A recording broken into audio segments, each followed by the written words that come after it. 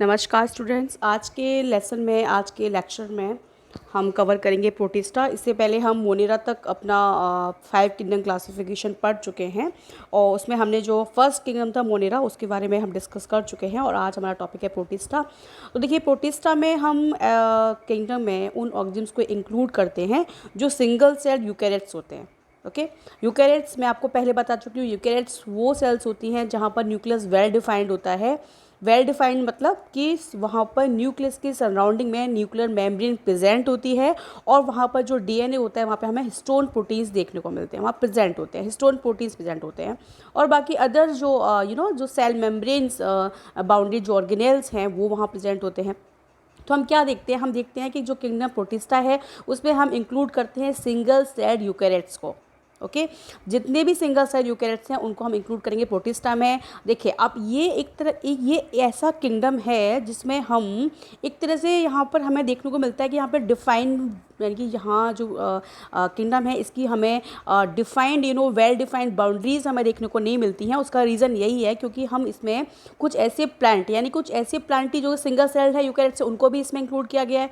कुछ ऐसे फंजाइज जो कि सिंगल सेल्ड है यूकेरियोट से, उनको इंक्लूड किया गया है। कुछ ऐसे एनिमल्स जो कि सिंगल सेल्ड है यूकेरियोट से, उनको भी इनमें इंक्लूड किया गया है। इसलिए ये कहा जाता है कि किंगडम जो प्रोटिस्टा है वहाँ पर जो बाउंड्रीज होती हैं वो वेल डिफाइंड नहीं होती हैं। चलिए हम इसको रीड आउट करते हैं अभी। Okay, then all single cell eukaryotes are placed under protista। जितने भी सिंगल सेल यूकेरियोट्स हैं उनको प्रोटिस्टा में रखते हैं। But the boundaries of the kingdom are not well defined. मैंने अभी आपको एक्सप्लेन किया कि बाउंड्रीज डिफाइंड नहीं होती हैं क्योंकि यहाँ पर हम इंक्लूड करते हैं सारे ऑर्गेनिज्म्स को, चाहे वो प्लांटीज हैं, अगर सिंगल सेल्ड हैं तो इसमें भी इंक्लूड करेंगे, अगर वो फंजाइज हैं सिंगल सेल्ड है इसमें इंक्लूड करेंगे। इसलिए इसमें यहाँ लिखा हुआ है कि इसकी जो बाउंड्रीज होती है वेल डिफाइंड नहीं होती हैं। Okay, then in this book we include chrysophytes, okay, dinoflagellates, glenoids, slime molds and protozoans under protista। अब देखिए, हम बात करते हैं कि क्राइसोफाइट्स की। ठीक है, क्राइसोफाइट्स भी जो है एक टाइप का क्राइसोफाइट्स जो है उसमें हम जो है गोल्डन ब्राउन जो एल्गीज है उनको इंक्लूड करते हैं। ठीक है, तो ये भी प्लांटी हो गया एक तरह से। ठीक है, एल्गी क्या है, प्लांट है। तो यहाँ पर क्योंकि ये ऐसी एल्गी जो कि सिंगल सेल्ड है, ठीक है, उसको इंक्लूड कर दिया। तो क्राइसोफाइट्स और डायनोफाइट्स दोनों जो हैं वो एक टाइप की जो है प्लांटीज से सिमिलर स्ट्रक्चर यहाँ पर रिप्रेजेंट करते हैं। इसके अलावा यूग्लिनोइड्स की बात करें जिसमें हम यूग्लिना को इंक्लूड करते हैं। यूग्लिनोइड्स जो है एनिमल लाइक स्ट्रक्चर्स होते हैं लेकिन वो सिंगल सेल्ड होते हैं, इसलिए इसको यहाँ पर इंक्लूड करते हैं। ओके, देन स्लाइम मोल्ड्स भी एक टाइप के फंजाइज हैं। ओके, स्लाइम मोल्ड जो है सिंगल सेल्ड फंजाइज है जो कि हम इस पर इंक्लूड करते हैं। देन प्रोटोजोन्स जो होते हैं वो भी सिंगल सेल्ड यूकेरियोट्स हैं। तो हम इसमें किस किस को इंक्लूड करेंगे, हम करेंगे क्राइसोफाइट्स को। यहाँ पर हम स्टडी करेंगे क्राइसोफाइट्स की, डायनोफ्लाजिल्स की, यूग्लिनोइड्स की और स्लाइम मोल्ड्स की। ठीक है, चलिए। Then members of protista are primarily aquatic and the kingdom forms a link with the others dealing with plants, animals and fungi। Okay, देखिए जो प्रोटिस्टा है ना, वो जो प्रोटिस्टा है वो अगर बात करें हम प्राइमरली एक्वाटिक होते हैं और ये जो किंगडम होता है ये जो है एक तरह का लिंक्ड को रिप्रेजेंट करता है प्लांट एनिमल्स, क्योंकि हम इसमें कुछ ऐसे प्लांट्स को, कुछ ऐसे सिंगल सेल जो यूकेरियोट्स प्लांट है उनको इंक्लूड करते हैं। एनिमल जो कि सिंगल सेल है उनको भी इंक्लूड करते हैं। फंजाई जो कि सिंगल सेल है उनको इंक्लूड करती है। इसलिए यहाँ पर जो है ये रिप्रेजेंट करता है किसको, लिंक को। ठीक है, जो कि प्लांट्स, एनिमल्स और फंजाई से डील करते हैं। Then being eukaryotes, the protistous cell body contains a well-defined nucleus and others membrane-bound organelles। देखिए, अब यहाँ यूकेरियोट्स की बात करें, जैसे मैंने आपको एक्सप्लेन किया था, क्योंकि यहाँ पे यूकेरियोट सेल्स को हम इंक्लूड कर रहे हैं तो ऑब्वियसली वहाँ पे हमें वेल डिफाइंड जो है न्यूक्लियस देखने को मिलेगा। ठीक है, इसके अलावा हमें सेल मेम्ब्रेन से बाउंडेड हमें ऑर्गेनेल्स देखने को मिलते हैं। चलिए, देन सम है फ्लैजेला और सिलिया। अब देखिए यहाँ पे हम देखते हैं कि प्रोटिस्टा में जो ऑर्गेन्स प्रेजेंट होते हैं वहाँ पर हमें फ्लैजेला और सिलिया हमें देखने को मिलते हैं। और ये जो फ्लैजेला और सिलिया होते हैं इनका जो मेन फंक्शन होता है, इनका मोटिलिटी को ये जो है प्रोवाइड करते हैं ऑर्गेन्स को, जिसके थ्रू जो ऑर्गेन है वो एक प्लेस से दूसरी प्लेस में मूव कर सकते हैं। ठीक है, चलिए देन हम देख लेते हैं। Protists reproduce asexually and sexually by a process involving cell fusion and zygotic formation। Okay, चलिए देखिए, अब हम देखते हैं, अगर हम बात करते हैं कि मोड ऑफ रिप्रोडक्शन की बात करते हैं तो हम देखते हैं कि किंगडम प्रोटिस्टा में हमें दोनों टाइप्स के मोड ऑफ रिप्रोडक्शन देखने को मिलता है। यानी कि जो प्रोटिस्टा के अंदर जो ऑर्गेनिम्स हैं वो असेक्सुअली भी रिप्रोड्यूस करते हैं और सेक्सुअली भी रिप्रोड्यूस करते हैं। तो सेक्सुअल रिप्रोडक्शन में यहाँ पे लिखा है इन्वॉल्विंग सेल्फ फ्यूजन, यहाँ पे हमें सेल्फ फ्यूजन देखने को मिलता है, जहाँ पे प्रॉपर जो है यहाँ पे गैमीट्स बनते हैं, गैमीट फ्यूज होते हैं और ज़ाइगोट फॉर्मेशन होता है, जिसके थ्रू जो है इंडिविजुअल जो है रिप्रोड्यूस करता है। ठीक है, तो हमें यहाँ पर दोनों तरह के हमें यहाँ पर रिप्रोडक्शन की फेज़ हमें देखने को मिलती हैं, दोनों टाइप्स की रिप्रोडक्शन देखने को मिलते हैं, सेक्सुअली और असेक्सुअली। चलिए देन सबसे पहले यहाँ दे रखा है क्राइसोफाइट्स के बारे में। ठीक है, हम क्राइसोफाइट्स को रीड करेंगे यहाँ पे। चलिए एक बार देख लेते हैं। This group fruits diatoms and golden algae. अब इस ग्रुप में यानी कि क्राइसोफाइट्स में हम किसको इंक्लूड करते हैं? डायटम्स को इंक्लूड करते हैं और गोल्डन एल्गी को इंक्लूड करते हैं। ठीक है, जैसा कि मैंने आपको बताया कि इसमें प्लांटीज लाइक स्ट्रक्चर भी इंक्लूडेड है, इसमें एनिमल्स लाइक स्ट्रक्चर भी इंक्लूडेड है, इसमें फंजाइज लाइक स्ट्रक्चर भी इंक्लूडेड है। तो हमें एक ऐसा किंगडम देखने को मिल रहा है प्रोटिस्टा में जिसमें हमें मिक्सिंग देखने को मिलती है। बहुत सारे अलग अलग ऑर्गेन्स हैं जो अलग अलग तरीके के हैं और वो सिंगल सेल्ड है, इसलिए यहाँ पर उनको यूनाइट किया गया है। तो हम देखते हैं कि जो क्राइसोफाइट्स है उस पर हम इंक्लूड करते हैं डायटम्स को और गोल्डन एल्गीज को। ठीक है, okay, then they are found in fresh water as well as in marine environments. हम देखते हैं कि जो क्राइसोफाइट्स होते हैं जिसमें हम डायटम्स और गोल्डन एल्गी इंक्लूड करते हैं, अगर उनकी हैबिटेट की बात करते हैं तो वो फ्रेश वाटर में भी ये जो है रहते हैं और मैरीन एनवायरनमेंट में भी रहते हैं। And they are microscopic and float passively in water current. देखिए अब ये क्या होते हैं, ये बहुत स्मॉल होते हैं। ठीक है, माइक्रोस्कोपिक होते हैं जिन्हें हम नेकेड आई से नहीं देख सकते हैं, बहुत ही साइज़ में स्मॉल साइज़ के ये होते हैं। और ये क्या करते हैं कि जो वाटर करंट होती है यू नो जो वाटर की सरफेस होती है वहाँ पर ये वाटर करंट के साथ साथ क्या करते हैं, फ्लोट करते हैं, पैसिवली ये फ्लोट करते हैं। ठीक है, और इनको हम प्लैंकटोन्स बोलते हैं। ठीक है, अगर हम प्लांट्स की बात करते हैं, स्मॉल जो बिल्कुल माइक्रोस्कोपिक जो स्मॉल प्लांट होते हैं जो कि पैसिवली वाटर के करंट के ऊपर सरफेस पर वहाँ पर फ्लो करते हैं तो उसे हम प्लैंकटोन बोलते हैं। अगर हम एनिमल्स की बात करें, छोटे एनिमल्स जो बिल्कुल छोटे स्मॉल साइज़ के एनिमल्स होते हैं और फिर वो वाटर करंट की सरफेस पर फ्लोट करते हैं तो हम जू प्लैंकटॉन्स बोलते हैं। क्योंकि ये जो है क्राइसोफाइट्स है, इसमें हम प्लांटीज को यहाँ पर क्राइसोफाइट जो है वो उसमें गोल्डन एल्गी डायटम्स को इंक्लूड किया गया है जो कि प्लांटी लाइक स्ट्रक्चर हैं। तो यहाँ पर क्योंकि ये प्लांट लाइक स्ट्रक्चर्स होते हैं, सिंगल सेल्ड होते हैं, माइक्रोस्कोपिक होते हैं, ये वाटर पर बड़ी जो है फ्रीली एकदम फ्लोट करते हैं, इनको हम प्लैंकटॉन्स बोलते हैं। Okay, then most of them are photosynthetic.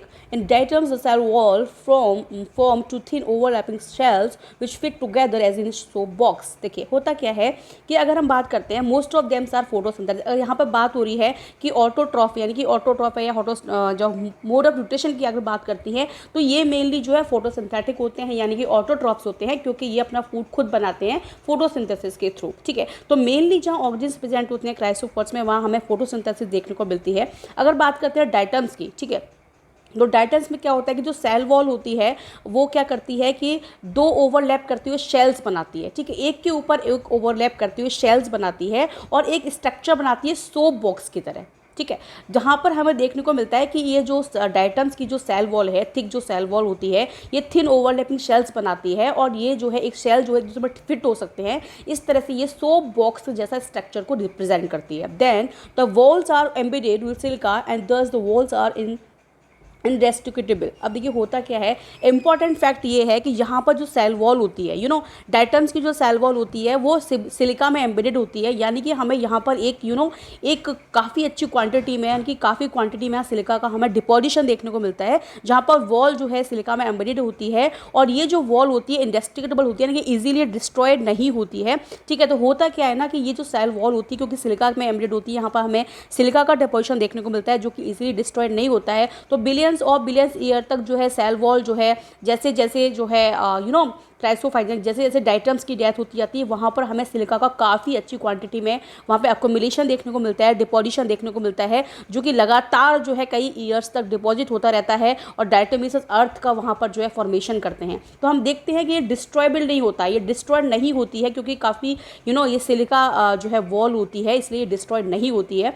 Then thus diatoms have left behind large amount of cell wall deposits in their habitats. तो होता क्या है, क्योंकि ये इंडेस्टिकेबल होती है यानी कि डिस्ट्रॉयबल नहीं होती, इजीली ये डिस्ट्रॉय नहीं होती है, तो होता क्या है कि अपने पीछे जो है जिस हैबिटेट में ये रहते हैं, डायटम्स जहाँ प्रेजेंट होते हैं वहाँ पर इनकी डेथ के बाद हमें एक बड़ी अच्छी क्वांटिटी में डिपोजिशन देखने को मिलता है, किसका, सिलिका का। ठीक है। सिलिका का डिपोजिशन देखने को मिलता है जिस एनवायरनमेंट में ये रहते हैं, और वहाँ पर हमें ये जो सेल वॉल होती है, डिपॉजिट होती है, सेल वॉल किसकी मिली होती है, सिलिका की बनी होती है, तो वहाँ हमें सिलिका का डिपोजिशन देखने को मिलता है। Then this accumulation over billions of years is refers to as a diatomaceous earth being gritty. This soil is used in polishing, filtration oils and syrups. अब होता क्या है कि अक्यूमुलेशन कि ये धीरे धीरे यानी कि बिलियंस ऑफ ईयर्स तक जो सिलिका वॉल होती है डिपॉजिट होती रहती है। देखिए होता क्या है, डायटम्स की डेथ हो चुकी है, लेकिन डायटम्स की डेथ होने के बाद वहाँ पर क्योंकि उसकी सेल वॉल सिलिका की बनी हुई है, तो वहाँ पर बिलियंस ऑफ ईयर्स तक जो है वो सिलिका की जो सेल वॉल होती है डिपॉजिट होती रहती है, और उससे जो अर्थ बनती है उसको हम बोलते हैं डायटोमेसियस अर्थ बोलते हैं।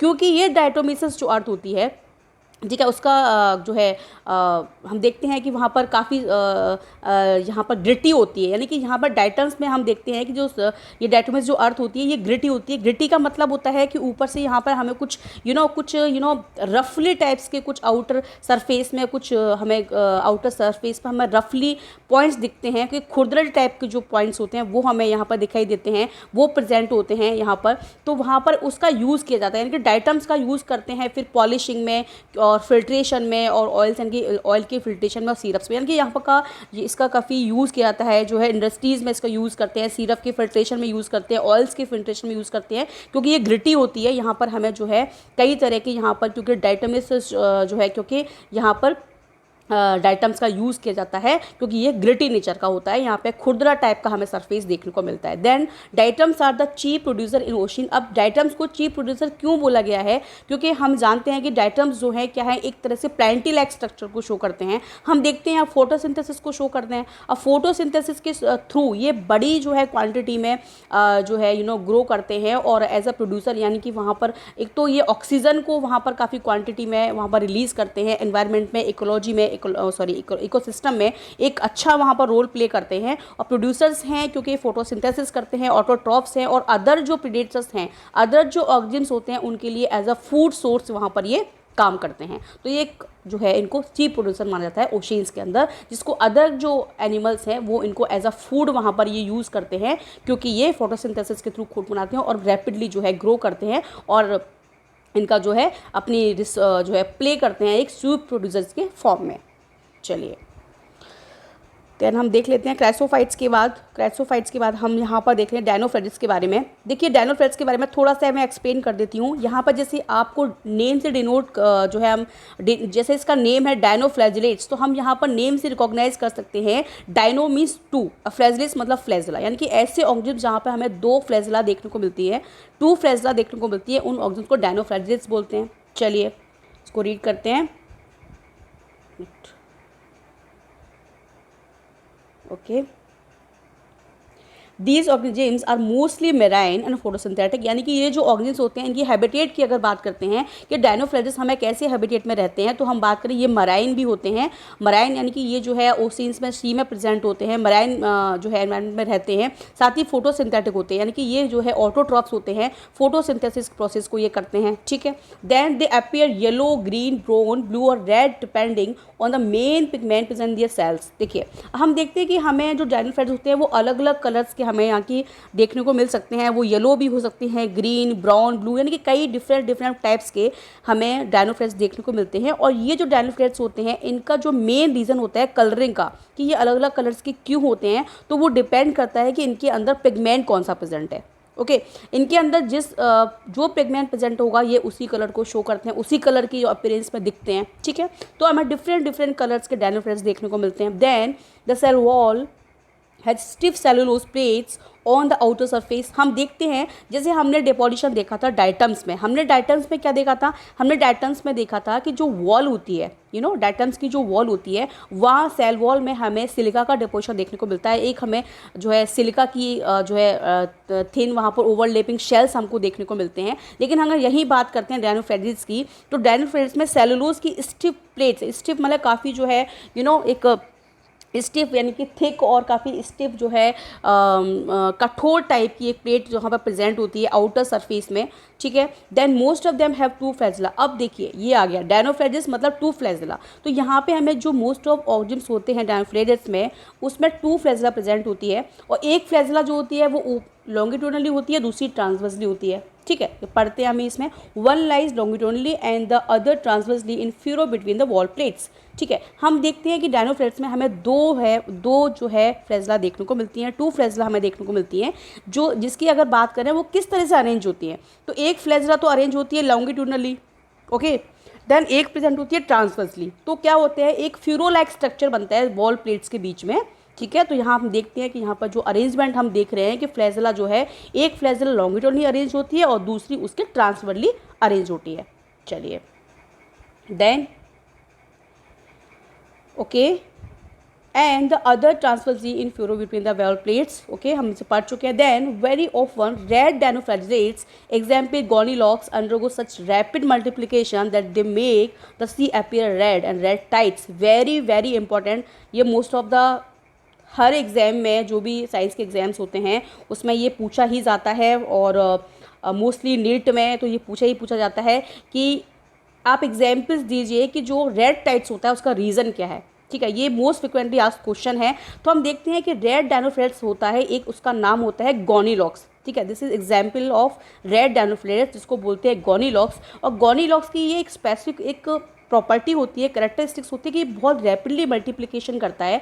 ठीक है, मल्टीप्लिकेशन करता है, जल्दी जल्दी जो है मल्टीप्लाई करता है, और एक बड़ी जो है अमाउंट में अपने आप को ग्रो करता है। ठीक है, जैसे जैसे इसको वहाँ पर फेवरेबल कंडीशंस मिलती हैं, ये अपना फूड जो है इजीली, क्योंकि ये फोटोसिंथेसिस है तो इजीली इसको जो है फेवरेबल कंडीशंस में काफ़ी अच्छी क्वांटिटी में फूड बनाते हैं और मल्टीप्लाई करते हैं, ग्रो करते हैं। तो उससे होता क्या है कि जो पूरा जो सी होता है वो रेड कलर का दिखता है, क्योंकि ये डायनोफ्लेट्स रेड कलर के होते हैं। गोनीलॉक्स जो डायनोफ्लेट्स है वो रेड कलर का होता है। तो जब ये रैपिडली ग्रो करता है तो पूरे सी में फैल जाता है और पूरा जो सी होता है वो रेड कलर का दिखता है, इसीलिए इसको रेड टाइट्स बोलते हैं।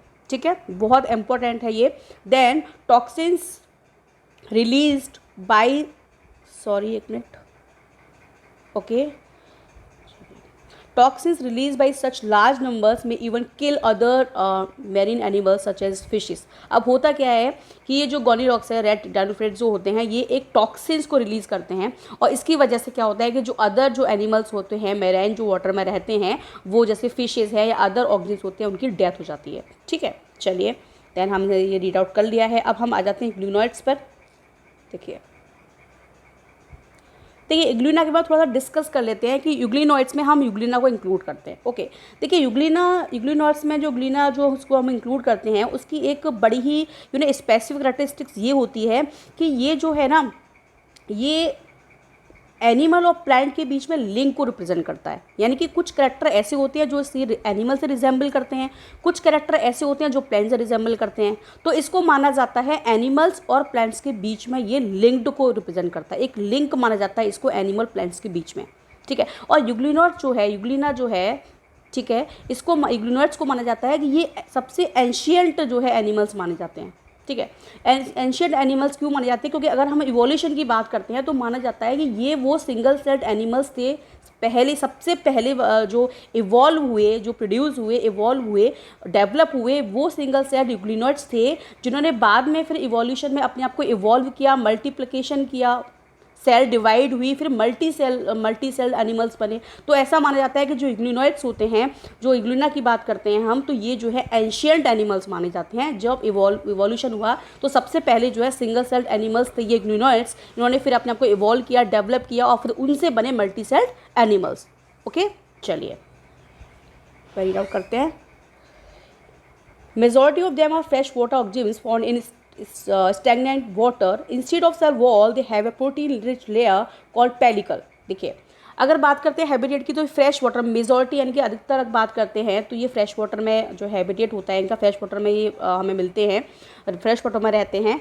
और ये स्टैग्नेंट जो वाटर होता है ना, उसमें भी ये मिलते हैं, यानी कि फ्रेश वाटर और स्टैग्नेंट वाटर दोनों में ये प्रेजेंट होते हैं, दोनों में इनका हैबिटेट होता है। और अब बात करते हैं, ये इंपॉर्टेंट है, देखिए फीचर इसका कि इसकी जो सेल वॉल होती है, यहाँ हम देखते हैं कि सेल वॉल प्रेजेंट नहीं होती है, बल्कि सेल वॉल की जगह पर यहाँ पे हमें एक लेयर देखने को मिलती है, प्रोटीन रिच लेयर देखने को मिलती है। प्रोटीन की बनी एक लेयर होती है यहाँ पर, उसको हम पेलिकल बोलते हैं। ओके, IMP है ये, इसके बारे में पूछा जाता है। इसमें जो वॉल प्रेजेंट होती है यानी कि सेल वॉल की जगह पर हमें देखने को मिलती है, प्रोटीन की लेयर देखने को मिलती है, उसको हम बोलते हैं pellicle. Okay, which makes their body flexible. और इसका मेन फंक्शन क्या होता है, पेलिकल का मेन फंक्शन होता है कि इसकी बॉडी को फ्लेक्सिबिलिटी प्रोवाइड करती है।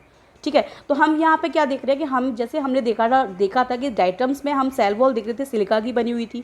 फिर हमने क्या देखा था, ठीक है, देन हमने डायटम्स पढ़ा था, तो उसमें सिलिका की सेल वॉल एक थी और जो इजीली डिस्ट्रॉयड नहीं होती थी और काफ़ी जो है लॉन्ग टाइम तक वो बिलियंस ईयर्स तक डिपॉजिट होती है और वो काफ़ी उसका यूज़ होता है, ठीक है। वही हमने देखा है कि यूग्लिनॉइड्स में यहाँ पे सेल वॉल प्रेजेंट नहीं होती है। यहाँ हम देखते हैं कि प्रोटीन की एक वॉल प्रेजेंट होती है, प्रोटीन की लेयर प्रेजेंट होती है जिसको पेलिकल बोलते हैं, और उस पेलिकल का मेन फंक्शन होता है इग्लूना को क्या करना, बॉडी को फ्लेक्सिबिलिटी प्रोवाइड करना। चलिए, then they have two flagella, a short and long ones, ठीक है। हमें यहाँ पर दो फ्लैजिला देखने को मिलती है, एक छोटी साइज़ की होती है और एक लॉन्ग साइज़ की होती है। Then though they are photosynthetic in presence of sunlight, when deprived of sunlight they behave like heterotrophs by predating on other smaller organisms। देखिए वेरी इंपॉर्टेंट यहाँ पे फीचर हमें देखने को मिलता है ग्लूनॉइड्स में। हम क्या देखते हैं, हम देखते हैं कि ये फोटोसिंथेसिस को भी कर सकते हैं। देखिए ये अगर सनलाइट प्रेजेंट है तो वहाँ फोटोसिंथेसिस को करेंगे, अगर सनलाइट प्रेजेंट नहीं है तो हेटेरोट्रॉफ्स की तरह बिहेव करते हैं, ठीक है। तो हम यहाँ पे क्या देख रहे हैं, हमें यहाँ पर देख रहे हैं कि यहाँ पे हमें दो तरह के मोड ऑफ न्यूट्रिशन देखने को मिल रहे हैं, ठीक है। फोटोसिंथेसिस को ये शो करते हैं, अगर सनलाइट प्रेजेंट है तो ये फोटोसिंथेटिक करते हैं, यानी कि ऑटोट्रॉफ की तरह बिहेव करेंगे, ठीक है। वही हम देखते हैं सनलाइट प्रेजेंट नहीं है, सनलाइट एब्सेंट है, तो ये हेटेरोट्रॉफ्स की तरह बिहेव करते हैं। अदर जो स्मॉल ऑर्गेनिज्म होते हैं उनको ये फूड की उनको खाते हैं, ठीक है। तो उनको क्या करते हैं, अदर ऑर्गेनिज्म को यूज़ करते हैं एज अ फूड। तो हम क्या दिख रहे हैं, हमें यहाँ पे मिक्सोट्रॉफिक टाइप का मोड ऑफ न्यूट्रिशन देखने को मिलता है, किसमें, ग्लूनॉइड्स में। ओके तो हम यहाँ देख रहे हैं ग्लूनॉइड्स जो है ऐसे ऑर्गेनिज्म हैं जो कि प्लांट की तरह भी बिहेव कर रहा है और जो बिहेव कर रहा है एनिमल्स की तरह भी, ठीक है। प्लांट की तरह यह है फोटोसिंथेसिस करते हैं और ऑटोट्रॉफ्स को मोड ऑफ न्यूट्रिशन को शो करते हैं। अगर सनलाइट प्रेजेंट नहीं है तो ये क्या करते हैं, हेटेरोट्रॉफ्स बन जाते हैं, यानी कि अदर स्मॉल ऑर्गेनिज्म्स को, अदर छोटे एनिमल्स को जो छोटे साइज़ के होते हैं उनको एज अ फूड ये लेते हैं, न्यूट्रिशन को ये इस तरह से जो है लेते हैं। तो हमें यहाँ मिक्सोट्रॉफिक टाइप की न्यूट्रिशन देखने को मिलता है ग्लूनॉइड्स के अंदर। Then interestingly the pigment of euglenoids are identical to those present in high plants. देखिए हम देखते हैं, अब देखिए फोटोसिंथेसिस कर सकते हैं तो ऑब्वियसली यहाँ पे हमें पिगमेंट जो है फोटोसिंथेसिस के लिए जरूरी जो पिगमेंट्स है जो हम हायर प्लांट्स में देखते हैं, क्लोरोफिल ए और क्लोरोफिल बी, वो हायर प्लांट्स की तरह ही यहाँ पे हमें पिगमेंट्स देखने को मिलते हैं, जिसकी वजह से ये फोटोसिंथेसिस को शो करते हैं और ऑटोट्रॉफ को शो करते हैं, ठीक है। चलिए तो इसका एग्जाम्पल होगा ग्लूना, और यहाँ पर देखिए इसका जो है ये दे रखा है, इसका एक डायग्राम दे रखा है। यहाँ पर हम देख रहे हैं यूग्लिना में, यहाँ पर हमें एक लॉन्ग जो है फ्लैजिला दिख रही है, ठीक है। देन हमें एक शॉर्ट फ्लैजिला हम यहाँ पर देख सकते हैं, ओके, ठीक है। और सेकेंड जो इसका एग्जाम्पल है पैरामीशियम, यहाँ हमें देखने को मिल रहा है, ये पैरामीशियम है, ठीक है। ये देखिए ये पैरामीशियम का स्ट्रक्चर यहाँ पर दे रखा है। तो हमने देखा कि ग्लूनॉइड्स में हम जो है एग्जाम्पल हम देख रहे हैं ग्लीना का और पैरामीशियम का, ओके। चलिए तो हमने क्या देखा, हमने स्पेसिफिक कैरेक्टर्स देखे ग्लूनॉइड्स के कि ये जो है फ्रेश वाटर में रहता है और स्टैग्नेंट वाटर में भी रह सकते हैं। यहाँ पर सेल वॉल की जगह पर पेलिकल की लेयर प्रेजेंट होती है जो कि फ्लेक्सिबल प्रोवाइड करती है ऑर्गेनिम्स को। इसके हम देखते हैं कि यहाँ पे मिक्सोट्रॉफी देखने को मिल रही है, यानी कि मोड ऑफ न्यूट्रिशन के ये दोनों ही मोड्स को ये शो करते हैं, यानी कि अगर सनलाइट प्रेजेंट है तो वहाँ पर ये ऑटोट्रॉफ की तरह बिहेव करते हैं और फोटोसिंथेसिस प्रोसेस को शो करते हैं, और यदि वहाँ पर सनलाइट एब्सेंट होती है तो ये ऑटोट्रॉफ की जगह पर हेटेरोट्रॉफ की तरह बिहेव करते हैं और स्मॉल ऑर्गेनिम्स को ये क्या करते हैं, एज अ फूड वहाँ पर ये लेते हैं, ठीक है। ये हमने देखा, और साथ ही हमने देखा कि यहाँ पर जो है फोटोसिंथेटिक पिगमेंट्स प्रेजेंट होते हैं जिस तरह से हायर प्लांट्स में हमें देखने को मिलते हैं, और हमने एग्जांपल्स इसके देखे यूग्लिना एंड पैरामीशियम। चलिए तो आज के लेक्चर में हमने ये तीन कवर कर लिए। यहाँ पर क्राइसोफाइट्स हमने पढ़ लिया है, देन डायनोफिल्स हमने पढ़ लिया है, देन हमने यहाँ पर देख लिया ग्लूनॉइड्स। तो अभी तीन ही यहाँ पर हम कवर करते हैं। नेक्स्ट लेक्चर में हम इसका नेक्स्ट वाला जो स्लाइम मोड्स हैं, इसके अलावा प्रोटोजोन्स है, उसको हम कवर करेंगे। चलिए okay, thank you so much.